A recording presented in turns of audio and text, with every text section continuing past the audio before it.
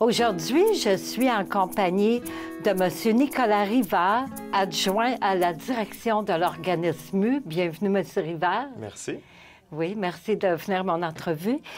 Dites-moi, qu'est-ce que c'est que l'organisme MU? MU, ça veut dire quoi?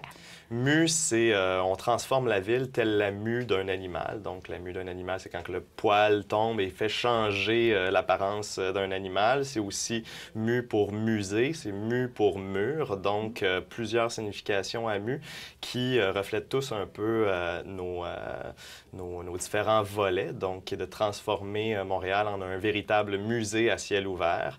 Donc, on fait ça en réalisant des murales partout à travers Montréal, principalement sur des artères passantes, mais aussi dans certains coins un petit peu plus vandalisés de la ville, dans le but de revitaliser et redonner une autre apparence aux murs de la ville, aux murs parfois trop bétonnés ou trop embriqués de la ville. Oui. C'est quoi la différence? Parce que là, vous parlez de murales et de les graffitis. C'est quoi la différence au juste? La différence, c'est que bien souvent, les graffitis vont se faire à l'ombre des caméras de surveillance, tandis que les murales vont être plus dans une optique de pérennité, donc d'œuvres d'art public. D'ailleurs, nouvellement, on l'a vu dans les journaux cette année, qu'il y a eu un programme d'art mural créé par la Ville de Montréal. Donc, le Bureau d'art public a injecté de l'argent spécialement pour les murales et qui aide plusieurs organismes, dont le nôtre, à justement continuer leur mission. Donc, la différence, souvent, c'est que le graffiti va être le fruit d'une expression citoyenne, tandis que la murale va être plus du bord d'une œuvre d'art public. Quoique le graffiti, des fois, peut être aussi une œuvre d'art public. Des fois, ça se confond. Une autre manière de différencier les deux, c'est que souvent, le graffiti va être fait avec la canette aérosol, tandis que la murale va être faite la plupart du temps avec le pinceau. Donc, la murale aussi, c'est un type d'art qui est vieux comme le monde, du moins comme l'humanité. Donc, on pense qu'à la Chapelle Sixtine, par exemple. Donc, c'est vraiment un type d'art qui est pratiqué depuis le début que l'être humain est être humain et sait manier un pinceau. Oui. Donc, depuis quand ça existe, MU? MU existe depuis 2007, donc qui a été créé par Emmanuel Hébert et Elisabeth Anne Doyle, deux travailleuses du Cirque du Soleil, donc qui étaient en tournée avec le Cirque du Soleil. Et Mané se retrouvait pour un contrat de 6 mois à Philadelphie, qui est la capitale mondiale de l'art mural. Il y a environ, à ce jour, je crois, 5000 murales dans la ville de Philadelphie. C'est vraiment la capitale mondiale. Et Emmanuel et Elisabeth Anne se promenaient dans la ville de Philadelphie et étaient émerveillés par la qualité, la beauté, l'ampleur du projet d'art mural dans la ville et ont décidé de rapporter ça un peu à Montréal. Bon, c'est sûr qu'on est loin du 5000 murales à Montréal, mais on y travaille ardemment afin d'y arriver, là. Oui. Il y a plusieurs axes, c'est quoi au juste? Ce qu'il faut comprendre de MU, puis ce qui nous démarque un peu dans le paysage, puisqu'il y a une nouvelle mode à travers l'art mural ces temps-ci depuis un bon 5 ans. On voit à Montréal, bon, il y a le festival Murals qui vient d'apparaître, Under Pressure qui ça fait une vingtaine d'années, mais qui sont plus axés vers l'art graffiti. Mais il y a vraiment un nouveau trend, si je peux m'exprimer ainsi, envers l'art mural. Sauf ce qui nous différencie, c'est vraiment notre manière de s'ancrer dans les communautés locales. Donc, pour nous, c'est bien important de ne pas parachuter une œuvre d'art public dans l'espace public.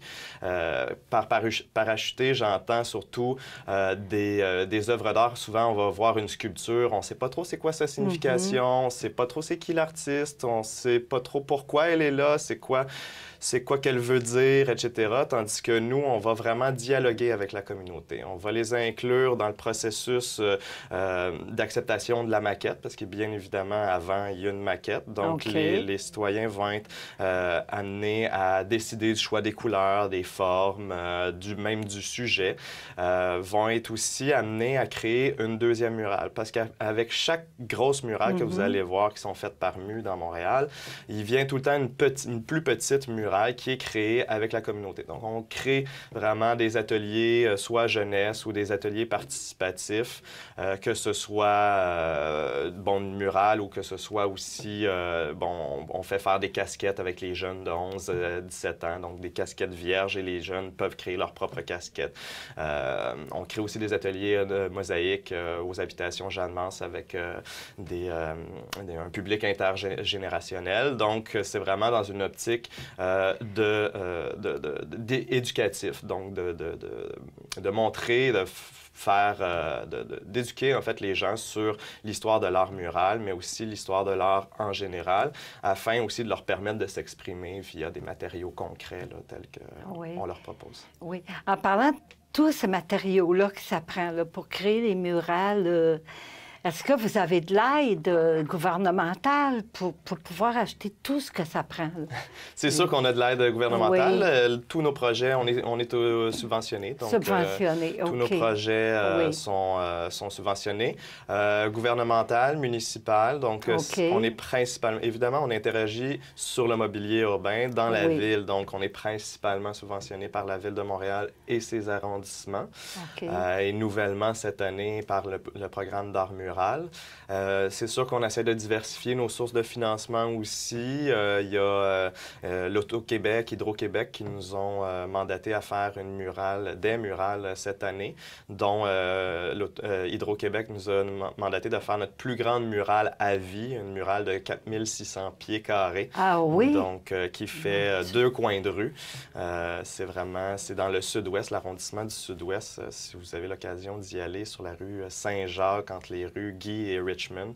Donc, c'est assez exceptionnel. Ça a été fait par un artiste, Rhodesworth, qui est un peu le père du street art au Canada. Donc, ça vaut vraiment le détour. C'est une super bonne, belle œuvre d'art qui a été justement commanditée par Hydro-Québec seulement. OK. C'est spécial, hein? Moi, je me demandais tantôt, vous avez parlé des habitations Jeanne-Mance. Je sais qu'il y a eu des murales, c'est des portes. Puis mosaïque aussi, vous avez parlé de mosaïque. Pouvez-vous nous éclairer un peu plus là-dessus? Oui, aux habitations Jeanne-Mance, c'est vraiment un projet particulier puisqu'on a nos bureaux là-bas. Ah bon, donc, dans un système d'échange un peu, on leur a offert 13 murales et je crois autant de fresques en mosaïque. Donc, ce qu'on fait souvent, en fait, on a 2 projets qui ont duré 8 ans aux habitations Jeanne-Mance. Un premier projet qui était des murales sur la thématique des 4 éléments. Donc, la terre, le feu, l'air et l'eau. Et on a eu aussi la thématique des 4 saisons, été, hiver, printemps, automne. Donc, ça fait 8 murales qui se retrouvent dans l'espace des habitations Jeanne-Mance, qui ont été réalisées par, justement, 2 artistes de Philadelphie. On parlait, justement, de Philadelphie. Donc, on s'est payé la traite, si je peux m'exprimer comme ça, d'aller chercher des artistes muralistes de Philadelphie, 2 super bons artistes qui sont même enseignants à l'université en art muraliste, et à justement créer ces murales-là. Et les murales de mosaïque, en fait, c'est des projets communautaires autant avec Loisirs Saint-Jacques, qui est l'organisme, la Maison des jeunes qui siège aux habitations Jeanne-Mance, et aussi les différents organismes communautaires qui tournent autour des habitations Jeanne-Mance pour réaliser justement des projets de mosaïque collective. Donc, c'est assez impressionnant. Si vous vous promenez à travers les habitations Jeanne-Mance, la plupart des mosaïques ont été faites par des résidents et encore plus, les matériaux proviennent directement des assiettes ou des miroirs des habitants des habitations Jeanne-Mance. Donc, les gens arrivaient avec leurs assiettes, leurs miroirs, un marteau, des casses, puis on fait la mosaïque. Donc, quand je vous dis qu'on essaie vraiment d'inclure la communauté dans les projets, c'en est un exemple assez flagrant grand. Avez-vous une bonne participation des citoyens ou c'est toujours à peu près les mêmes? Aux habitations Jeanne Mance, oui. on a une très bonne participation parce qu'en fait, on a un peu fidélisé notre public. C'est sûr qu'au début, bon, il y a tout le temps, pas une réticence, mais une espèce de gêne parce que, bon, évidemment, c'est pas tout le monde qui a un talent artistique, puis des fois, on est un peu gêné de réaliser une œuvre d'art, puis de se dire, hey, ça va faire partie du quotidien de mes voisins, puis je veux pas. Puis là, maintenant, ça fait 8 ans qu'on est là. Donc, ce qui est super intéressant, c'est quand on arrive là-bas puis on a un atelier, c'est au lieu de faire « Ouais, mais moi, je suis pas bon », ils sont plus « Bon, qu'est-ce qu'on fait aujourd'hui? » c'est le fun! Donc, il y a vraiment une belle participation puis qui est renouvelée d'année en année. Il y a même des gens qui nous arrivent, on est au printemps, on n'a pas commencé encore notre saison, puis ils disent « Bon, quand est-ce qu'ils sont les ateliers? » Donc, oui, on a vraiment... Pour ceux qui ne savent pas, c'est où les habitations Jeanne Mance? Les habitations Jeanne Mance, ça a une superficie d'environ 2 km², donc juste à côté du quartier des spectacles. Oui. C'est assez central, donc c'est au métro Berry-UQAM, entre la rue de l'Est vers l'Ouest, donc la rue Sanguinet jusqu'à la rue Saint-Laurent, jusqu'à la rue Saint-Dominique, en fait. Et du sud vers le nord, c'est de la rue Sainte-Catherine jusqu'à la rue Ontario. Donc, c'est vraiment un carré de 2 km et qui couvre une superficie de 2 km carré. Et ça regroupe environ, je crois qu'il y a près de 8000 logements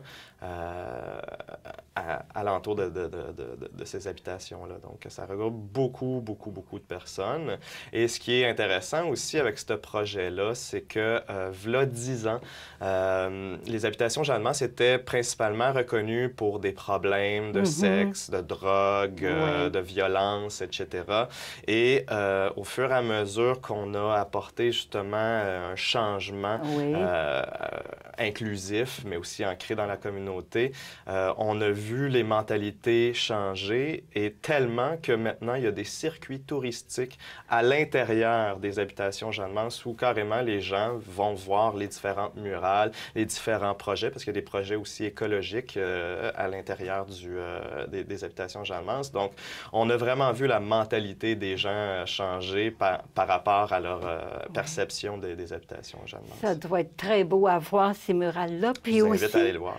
Parlant de murales, moi, j'ai remarqué là, une nouvelle murale, c'est à Ontario, au coin de la rue Dufresne, qu'on a vu, là, juste sur le coin, là, un mur, là. Pouvez-vous me parler de cette murale-là? Qui l'a fait? Ça, c'est un de nos projets coup de cœur, du moins pour 2016. En fait, on a fait un partenariat avec Embassy of Imaginations, qui sont 2 artistes de Toronto, Alexa Tanaka et Patrick Thompson, qui, depuis 3 ans, font des résidences artistiques à Cape Dorset, au Nunavut. Donc, Cape Dorset, qui est grandement reconnue comme la capitale de l'art inuit à travers le monde, et font des projets de murales, d'œuvres d'art publiques avec des jeunes Inuits. Donc, ceux qui ont justement créé cette murale-là sont 6 jeunes Inuits directement arrivés de Cape Dorset au Nunavut, qui sont venus créer pendant 3 semaines de temps cette murale-là, ce que vous pouvez voir là, sur la rue Ontario, au coin de la rue Dufresne. Et en fait, bon, immersion, mais aussi c'est une manière aussi pour eux de voir autre chose que leur petite communauté, puisque souvent, il va y avoir des problèmes, évidemment, de suicide. C'est une des communautés au Canada qui a le plus haut taux de suicide. Donc, c'est de leur apporter, pas une raison de vivre, mais plus une manière de voir la vie autrement, de créer un sentiment de fierté, de créer un sentiment d'appartenance. Donc, ça a été un projet tellement coup de cœur de vivre ces 3 semaines-là avec ces 6 jeunes-là qui avaient les yeux ébahis. Écoutez, on leur a payé des billets à l'Impact aussi. On leur a payé des billets à la ronde. Ils n'avaient jamais été dans un manège de leur vie. Là, de les voir à la ronde en plus. Oui. avait de devenir fou. C'était vraiment, vraiment, vraiment drôle. Donc, on a créé vraiment une complicité avec ces jeunes-là. Et puis, la composition, en fait, provient... Alexa et Patrick ont été les faire écouter une conférence sur les changements climatiques. Et puis, elles leur ont demandé, faites des croquis pendant que vous écoutez la conférence sur les changements climatiques, tout ce qui vous sort par la tête sur qu'est-ce que l'activiste contre les changements climatiques disait. Et les croquis que vous pouvez voir sur la murale proviennent directement de ce qui en est ressorti de cette conférence-là. Donc, c'est vraiment une murale qui parle justement des changements climatiques. Ah, OK. C'est pour ça qu'on voit des animaux, on voit toutes sortes des poissons, c'est spécial, hein? C'est une très belle murale. Et spécialement des animaux de leur région. Donc, on voit un morse, on voit des phoques, on voit des oiseaux, on voit évidemment des igloos, des icebergs. Oui, donc, il y a une grosse tête aussi, là, hein, qu'on voit exactement, dans le centre, avec un poisson qui lui sort du nez. Donc, on est vraiment dans le surréalisme, dans un style plus surréaliste. Mais le but était vraiment de mixer tous ces croquis-là, de ces 6 jeunes-là, pour en faire une œuvre d'art à part entière. Ils sont venus en avion, ça devait être super comme expérience. Et même lors de l'inauguration, il y avait le ministre du Nunavut qui était venu ici. Spécialement pour l'inauguration. Puis est-ce que vous prévoyez la création de d'autres murales ici dans notre quartier? Oui, bien, nous, on a un partenariat avec l'arrondissement Ville-Marie depuis qu'on existe. Notre partenariat avec l'arrondissement Ville-Marie est très fort, c'est sûr qu'on continue. Je dirais que l'arrondissement Ville-Marie est l'heureuse propriétaire du plus haut taux de murales avec MU. C'est sûr qu'on a d'autres arrondissements à travers Montréal, mais on en réalise, comme cette année, je pense qu'on a réalisé 6 murales uniquement dans l'arrondissement Ville-Marie. Ville-Marie, puis avec le 375e... ça va être à voir, hein, ces murales-là. On s'est donné comme défi de faire 100 murales pour le 375e. Et là, on finit notre année 2016, on est rendu à 93. Donc, c'est pas mal sûr que l'année prochaine... Oui, l'année prochaine, on va avoir notre 100 murales. Oui, bien, merci beaucoup, M. Rivard, d'être venu aujourd'hui à cette très belle entrevue de votre organisme MU. Merci beaucoup. Merci. Pour plus de renseignements sur la mission et les activités de l'organisme MU, visitez leur site Internet au www.mumtl.org. Visitez leur page Facebook MUMTL ou contactez-les par téléphone au 514-509-6877. Vous pouvez aussi les suivre sur Instagram MUMTL.